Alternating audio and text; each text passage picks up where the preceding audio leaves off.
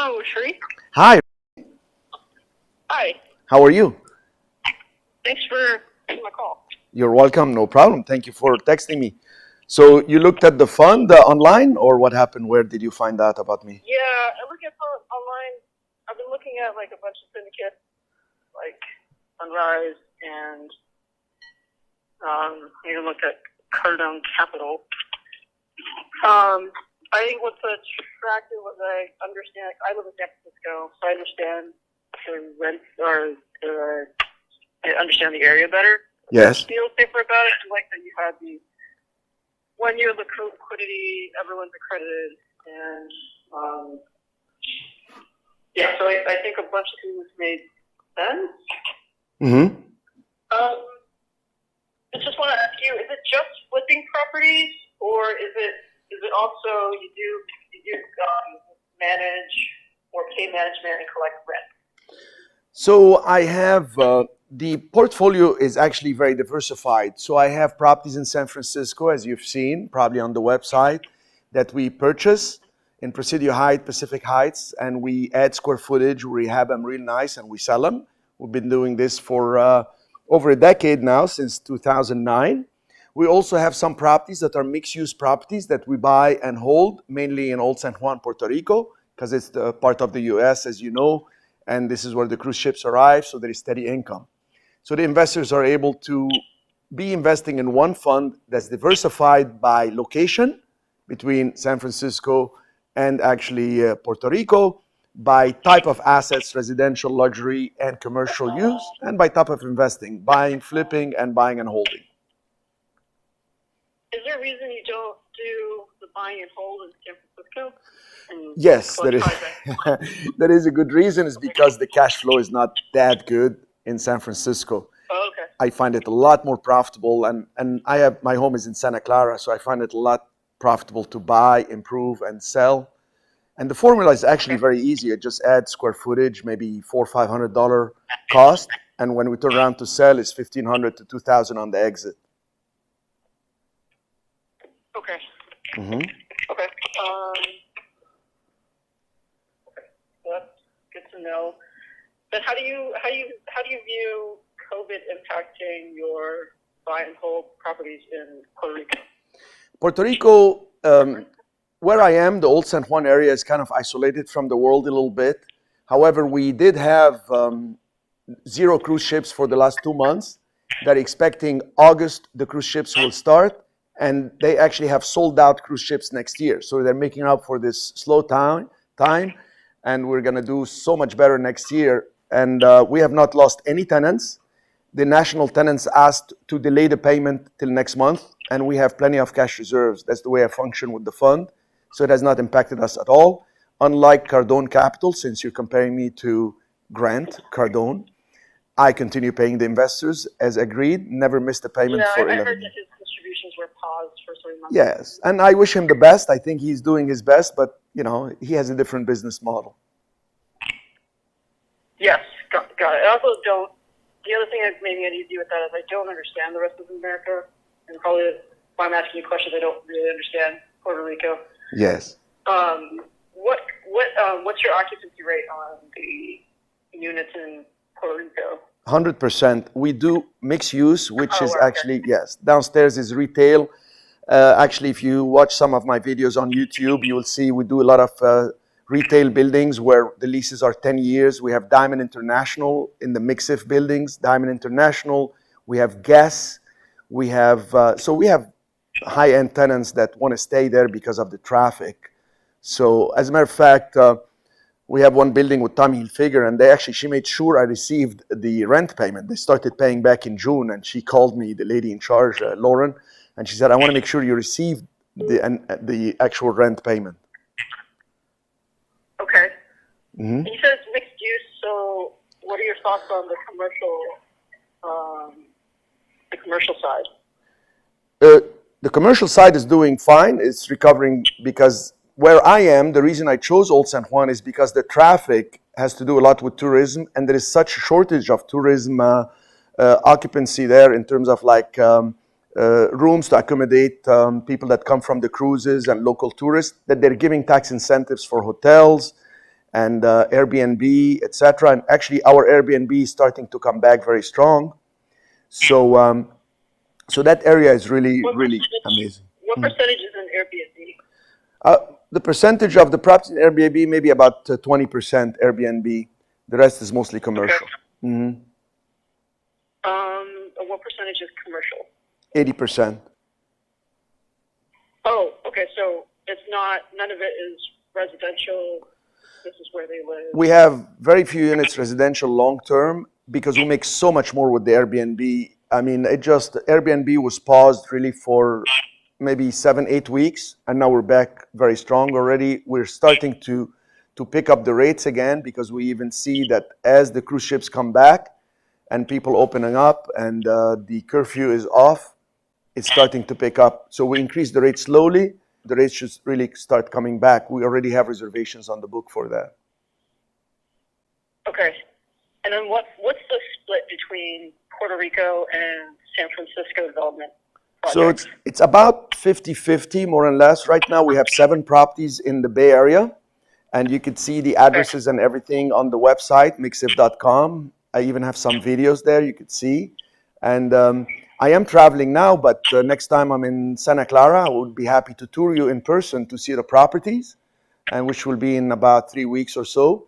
And you can go in and see what we're doing, etc. Or you can go as you wish on your own. Just text me, tell me you want to go, and I'll tell my project managers to tour you.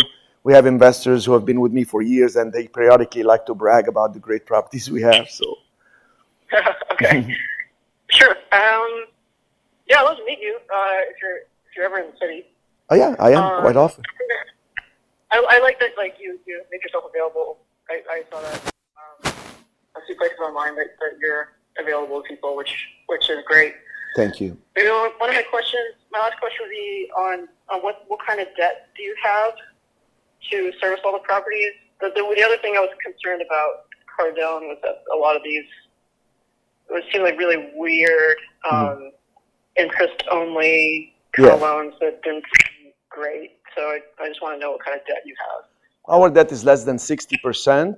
And I'm happy to show you exactly how we structure these things. And these are, the properties we're in and out of the properties within 18 months in San Francisco area. Puerto Rico, I don't have a lot of debt. It's very low debt. We actually have a couple properties that are in the millions of dollars that are free and clear totally.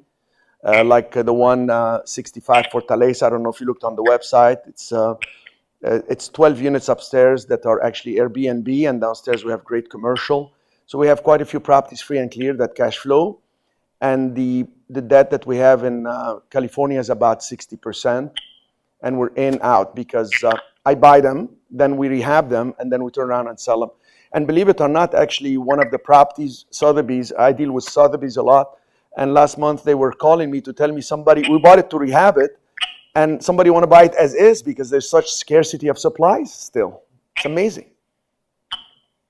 Okay. So may I ask you a couple questions about yourself? Yeah, go for it. Great. So what do you do for a living? I am an engineer. I work at... Great. So I'm sure you've things then. Right? I actually haven't. Surprisingly, I have not. You have not? Okay, well, join me on Facebook. You will see a lot of the postings. Actually, I am teaching an event right now in Puerto Rico with some great investors and people that we do business with. And that's the reason I told you I'm in meetings. And give me a few minutes. And so you've been with, and you invested in funds before? No, I've not. I'm now looking at the different options for real estate. So I had looked at I've been looking at different funds. I was even looking at duplexes or just multifamilies, but I'm just not. Why I'd rather do a fund. I like to use high minimums, but the capital to make the math work is really intense, and I don't like that it would be not as diversified as I'd like if I had to go and get a property myself. And I kind of don't want to put up with tenants or property management at this point. So that's why I'm looking at outstanding. funds or syndication.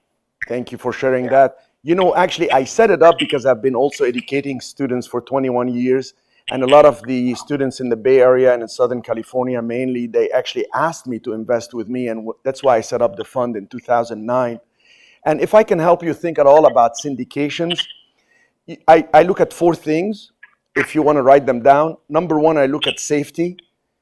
And the investor's money from $25,000 to millions of dollars is cross-collateralized against all the assets. Unlike any other type of investing, the money is not in one property, it's cross-collateralized. Number 2, there is cash flow. We pay the cash flow. It's steady. It's reliable. From $25,000 to $149,000, we pay 6%. Most people put $250,000 plus. They get 8%. We paid 4% on February 28th. And that's what I liked that you had an option to, if you do $250,000 or more, getting 8%. Because I thought that the math didn't quite work if there's 6%, 5 or 6% cash flow before fees. It didn't quite make sense. But I think what you had shown on the website, exactly. And you see, more. exactly. And I have no fees. There is no acquisition fee, no management fee, no disposition fee. There are no fees whatsoever. As a matter of fact, the third thing I look for is liquidity. So anytime you want to cash out, just like a CD that you purchase, you just send me an email, say I want to cash out. It's just a 12 months notice, and I cash you out within the 12 months. We've cashed out people in less than 90 days. I just have to have the requirement of 12 months notice, because if I put that the notice is less than that, the SEC told me they understand the liquidity of my fund, but I shouldn't be behaving like a bank. So they just ask that I put 12 months notice. You send me the notice, we cash you out partially or in full. We've been in the fund for many, many years, and you can go to the website, see some success stories from local people, etc. Cool? Yeah, and that makes a lot of sense. It's better than crossing your fingers in 7 years. Exactly. Okay, Renee. Okay, I will let. Any other questions for me? What would I need to do to get accredited, or I don't know. What would you need from me?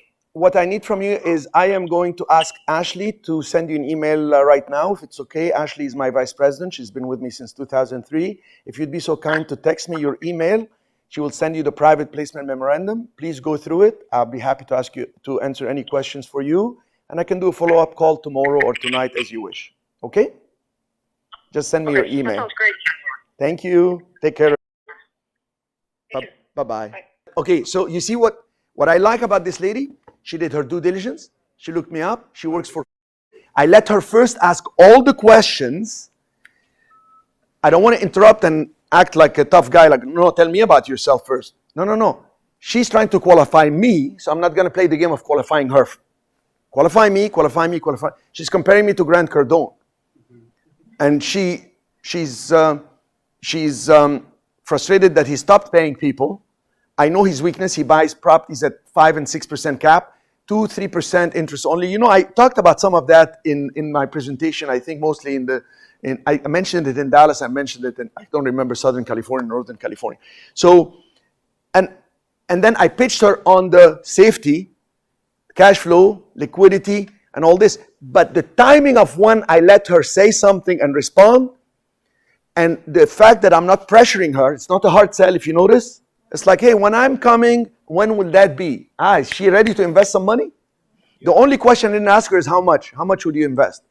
I may ask it, but I wanted to wait and see. And right now, Ashley, as soon as I get her text, I'll be telling you, oh, she just sent it. Here is the text.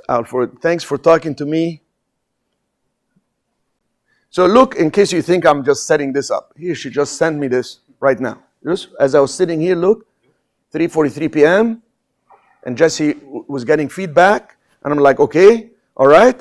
It's ready to make a call. I wanted to call her so you can listen and you can see. Because I just pitched the fund in front of you to a person who has done some basic due diligence. I love it. Engineer, very precise. I love people doing due diligence, okay?